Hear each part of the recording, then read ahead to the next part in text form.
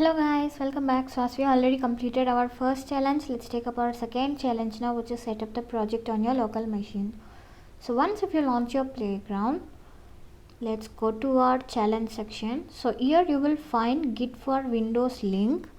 So I'm just going to open this link in a new tab. So here you will find download button, just click on it.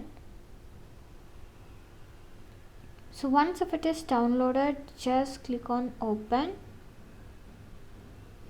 and now click on next, followed by next, followed by next. So just click next until you are getting to see install and now click on install. So once your installation is completed, just click on finish. So this is our release note and I'm just gonna minimize this. And now if you are opening your command prompt, we are just going to paste the commands whatever is given in our challenge itself. So just copy this command and open your command prompt. So it should be a new terminal, so that I'm just going to open a new terminal now, and here I'm just going to paste the command followed by enter. So guys, what we have done over here is we have just created a new directory called my SF project, and on the next line we have used cd, which is change directory, and we have just changed the directory to my SF project.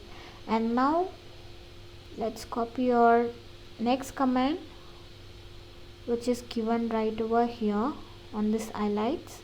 So I'm just going to paste this command now, followed by enter. So this is used for cloning. So here once the status is done, let's minimize that, and I'm just going to copy our third command to open the directory, which is this. Now open your command prompt and paste it right over here, followed by enter. So this is just changing the directory.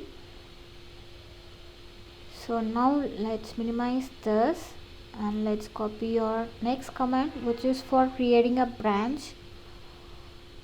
And now open the command prompt and paste the command followed by enter. So here if you see, it is showing switch to a new branch. So once if it is done, I'm just going to copy next command as well, and I'm just going to paste it right over here, followed by enter.